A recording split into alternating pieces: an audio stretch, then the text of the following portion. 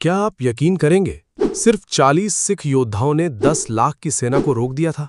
ये कोई कहानी नहीं, ये इतिहास का वो सच है जो आज भी रोंगटे खड़े कर देता है। जो बोले सो निहाल, सत श्री अकाल। सिख इतिहास का हर पन्ना वीरता से भरा है, लेकिन कुछ पन्ने ऐसे हैं जिन्हें पढ़ते हुए आपकी रूह कांप जाती है। चमकौर का युद्ध ऐसा ही एक अध्याय है। ये कोई साधारण लड़ाई नहीं थी, ये मानवीय साहस की उस चरम सीमा का नाम है जहां संख्या मायने नहीं रखती, जहां हथियार खत्म हो जाने के बाद भी दुश्मन के दिल में डर बैठ जाता है, जहां एक पिता अपने दोनों बेटों को शहीद होते देखता है, फिर भी उसकी तलवार नहीं थमती। ये कहानी है गुरु गोबिंद सिंह जी की और उन 40 सिखों की जिन्होंने 10,000 मुगलों को चमकौर के उस छोटे से किले में सातों जन्म तक याद रखने लायक सबक सिखा दिया। दिसंबर 2004, सर्द हवाएं पूरे पंजाब को कपा रही थीं, पर आनंदपुर के किले में उस सर्दी से भी ज्यादा कड़ाके की स्थिति थी। मुगल बादशाह औरंगजेब ने अपने सेनापति वजीर खान को हुक्म दे रखा था, गुरु गोबिंद सिंह को जिंदा या मुर्दा पकड़ना ही है। साथ में पहाड़ी राजा अजमेर चंद, राजा भीमचंद, राजा गुलाब सिंह सब मिल गए थे। उन्हें डर था कि कहीं गुरु साहब की बढ़ती लोकप्रियता उनके राज न उखाड़ फेंके। तो मुगल और पहाड़ी राजा दोनों ने मिलकर आनंदपुर के किले को चारों तरफ से घेर लिया था। ये घेरा कई महीनों तक चला। किले के अंदर सिखों के पास खाने को एक दाना नहीं था, पानी तक सूख गया था, बच्चे भूख से रो रहे थे, माएं अपने दूध को रोक नहीं पा रही थीं। गुरु साहब ने अपनी आंखों से ये सब देखा, लेकिन उनके मुंह से कोई शिकायत नहीं निकली। उन्होंने अपने सिखों से कहा, जब तक शरीर में प्राण है तब तक धर्म के लिए लड़ो। अंततः मुगलों ने एक प्रस्ताव रखा।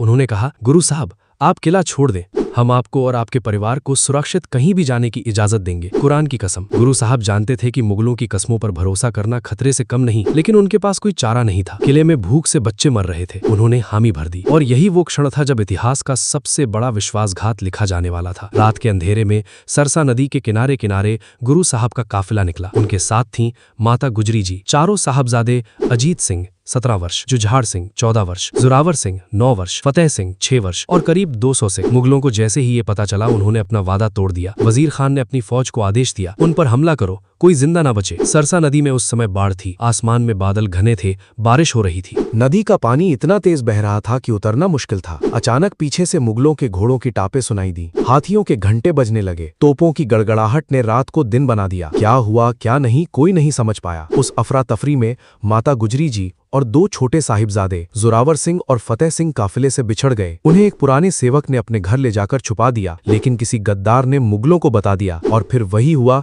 जिसे सुनकर आज भी हर सिख का खून उबल जाता है। उन 2 मासूम बच्चों को सरहिंद के सूबेदार वजीर खान के सामने पेश किया गया। कहा गया, इस्लाम कबूल कर लो, तुम्हें बख्श दिया जाएगा। उन दोनों ने उसी वक्त जवाब दिया, हमारे पिता ने हमें सिक्खी सिखाई है, हम इसके अलावा कुछ नहीं होंगे। वजीर खान ने उन्हें जिंदा दीवार में चुनवाने का हुक्म दे दिया। जोरावर सिंह 9 साल के थे, फतेह सिंह 6 साल के थे। उन्होंने मुस्कुराते हुए दीवार में अपना सिर रख दिया। उनकी आखिरी आवाज थी, जो बोले सो निहाल, सत श्री अकाल। ये खबर जब गुरु साहब को लगी तो उन्होंने आसमान की तरफ देखा और कहा, बेटे तुमने मेरा नाम रोशन कर दिया। लेकिन उन्हें रोने का वक्त नहीं था, क्योंकि उनके पीछे मुगलों की पूरी फौज पड़ी हुई थी। उनके साथ अब केवल 40 सिख और 2 बड़े बेटे अजीत सिंह और जुझार सिंह थे। वे जंगलों को पार करते हुए, खड्डों को लांघते हुए, रात दिन एक करते हुए चमकौर नाम के गांव में पहुंचे। वहां एक छोटा सा किला था जिसे सरहिंद के शासकों ने बनवाया था, लेकिन वो कई जगह से टूट चुका था। उसकी दीवारें इतनी कमजोर थीं कि कहीं से तो वो महज 3 फीट ऊंची रह गई थीं। लेकिन गुरु साहब के पास कोई और ठिकाना नहीं था। उन्होंने उसी किले को अपना आखिरी गढ़ बनाने का फैसला किया। उधर मुगल सेना के कमांडर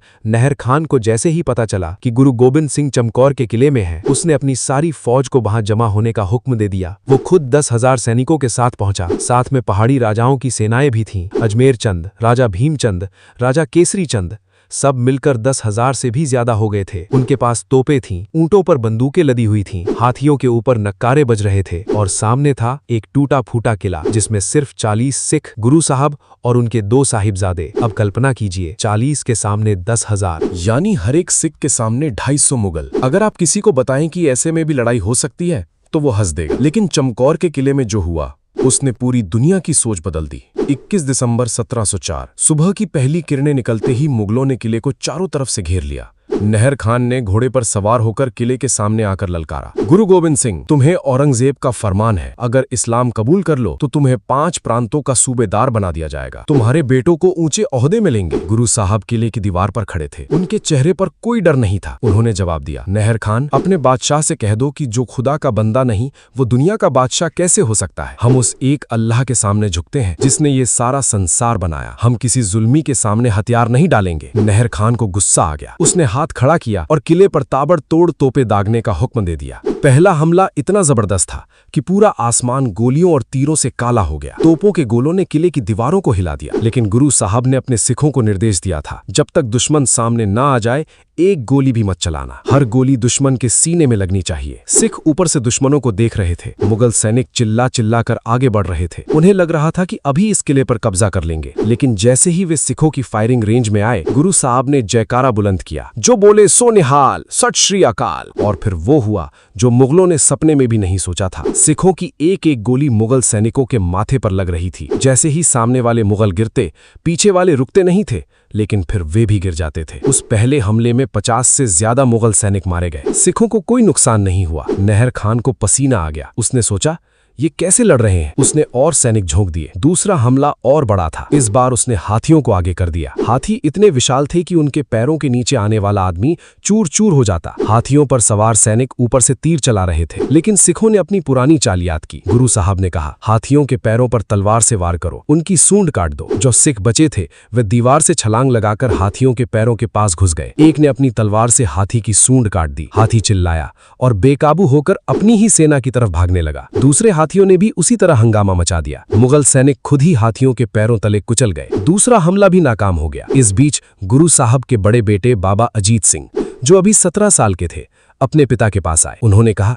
पिताजी, आप मुझे दीवार पर जाने की इजाजत दें, मैं भी अपने धर्म के लिए लड़ना चाहता हूं। गुरु साहब ने उनके सिर पर हाथ रखा। उनकी आंखों में आंसू थे, लेकिन आवाज में कोई कमजोरी नहीं थी। उन्होंने कहा, बेटा जा, आज तुझे वो करके दिखाना है जो कोई राजकुमार कभी नहीं कर पाया। बाबा अजीत सिंह ने अपनी तलवार निकाली, ढाल हाथ में ली और जोर से चिल्लाए, जो बोले सो निहाल। फिर वो दीवार के उस पार कूद पड़े। मुगल सैनिकों को लगा कि कोई पागल उनकी तरफ आ रहा है। एक अकेला लड़का, उम्र 17 साल, तलवार थामे हजारों की भीड़ में घुस गया। उसने तलवार इस तरह चलाई जैसे खेल रहा हो। एक ही झटके में एक मुगल सैनिक का सिर धड़ से अलग हो गया, दूसरे को सीने में भोंक दिया, तीसरे की बांह काट दी। इस तरह वो अकेले ही 30 से ज्यादा मुगलों को मौत के घाट उतार चुका था, लेकिन संख्या इतनी अधिक थी कि वो थकने लगा। उसकी तलवार टूट गई। उसने तलवार की मूठ से ही वार किए। मूठ भी टूट गई तो बंदूक की बट से मारा। बट टूटा तो पत्थर उठाए। एक मुगल सैनिक ने पीछे से भाला मार दिया। बाबा अजीत सिंह घुटनों पर गिर गए, लेकिन उन्होंने हार नहीं मानी। वो जमीन पर लेटकर भी लड़ते रहे। आखिरकार उनके शरीर पर दर्जनों घाव थे। उनकी आखिरी सांस में भी उनके मुंह से निकला, जो बोले सो निहाल। वो शहीद हो गए। ये देखकर 14 साल के बाबा जुझार सिंह का खून उबल पड़ा। वो अपने पिता के पास दौड़े और बोले, पिताजी, भाई अजीत सिंह शहीद हो गए, अब मेरी बारी है, मुझे भी उसी रास्ते पर जाने दीजिए। गुरु साहब ने उन्हें गले से लगाया और कहा, जा बेटा, अपनी माँ का दूध सही कर दिखा। बाबा जुझार सिंह ने तलवार उठाई और किले के मुख्य दरवाजे की तरफ बढ़े। वहां पहले से ही मुगल सैनिक घुसने की कोशिश कर रहे थे। उसने अपनी तलवार से उस दरवाजे पर इस तरह हमला किया कि मुगल पीछे हट गए। वो अंदर घुसा और एक एक कर मुगलों को ढेर करता गया। उसने अकेले ही 20 से ज्यादा मुगल सैनिकों को मार डाला, लेकिन तभी एक तीर उसके सीने में लगा। वो गिरा, फिर उठा, फिर गिरा। उसके शरीर पर कोई जगह नहीं बची थी जहां घाव ना हो। अंत में वो भी गिर पड़े और शहीद हो गए। अब गुरु साहब के पास कोई बेटा नहीं बचा था। उनके दोनों छोटे बेटे सरहिंद में शहीद हो चुके थे, 2 बड़े उनकी आंखों के सामने। लेकिन गुरु साहब ने अपनी तलवार नहीं उठाई, बल्कि उन्होंने अपनी तलवार और मजबूती से थाम ली। उन्होंने बचे हुए सिखों से कहा, भाई, हमारे बेटे चले गए, लेकिन हमारा धर्म नहीं गया। अब तक हम लड़ रहे थे, अब और जोर से लड़ेंगे। उन सिखों की संख्या घटकर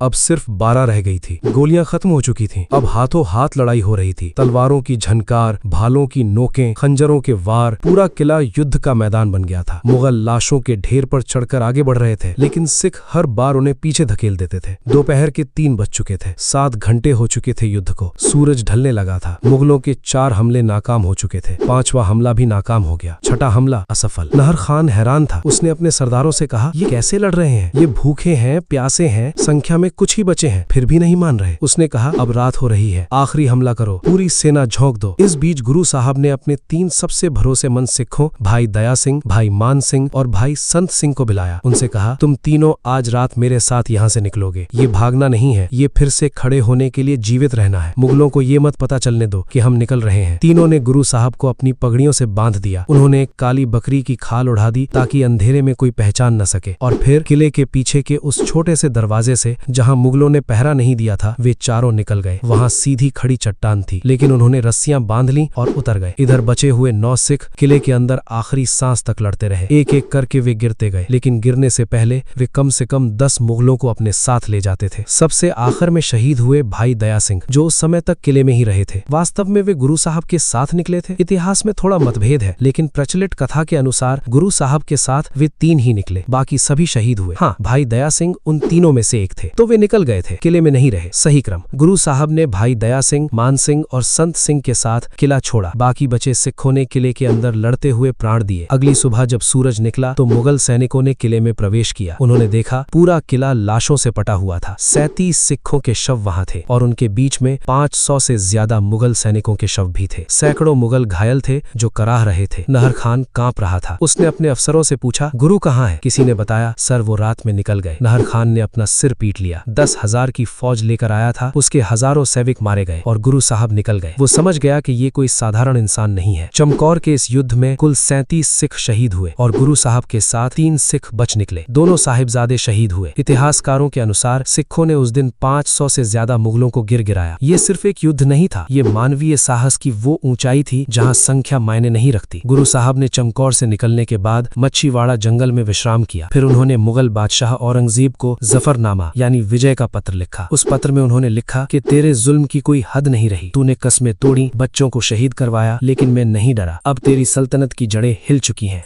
और वास्तव में उसके बाद ही मुगल साम्राज्य का पतन शुरू हो गया। आज चमकौर के उस किले पर एक भव्य गुरुद्वारा बना हुआ है। हर साल 22 दिसंबर को लाखों श्रद्धालु वहां इकट्ठा होते हैं और उन वीरों को नमन करते हैं। गुरुद्वारा चमकौर साहिब के दरबार में हर समय सिखों का जयकारा गूंजता है। जो बोले सो निहाल, सत श्री अकाल। भारतीय सेना की सिख रेजिमेंट आज भी चमकौर के इस युद्ध को याद करती है। उनके लिए ये सिर्फ एक ऐतिहासिक घटना नहीं है, बल्कि वीरता का वो मापदंड है जिस पर वे अपने सैनिकों को परखते हैं। 1971 के युद्ध में सिख रेजिमेंट ने चमकौर के नाम पर हमला बोला था। फिल्म चमकौर 2022 और गुरु गोबिंद सिंह पर बनी कई फिल्मों ने इस महान युद्ध को पर्दे पर उतारा, लेकिन असली याद तो उस कुर्बानी की है जब एक पिता अपने चारों बेटों को एक एक करके खोता है, फिर भी उसकी तलवार नहीं थमती। जब एक माँ अपने 2 बच्चों को दीवार में चुनवाते हुए देखती है और उनके होश नहीं उड़ते। जब 40 सिख 10,000 के सामने खड़े हो जाते हैं और कहते हैं, पहले हमारी लाश पर कदम रखकर जाओ। यही है सिक्खी का जज्बा, यही है चमकौर की गाथा। और आज भी जब आप चमकौर के उस किले के खंडरों पर खड़े होते हैं तो हवा में एक आवाज सुनाई देती है, वही आवाज जो 21 दिसंबर 1704 की रात को गूंजी थी। जो बोले सो निहाल, सत श्री अकाल।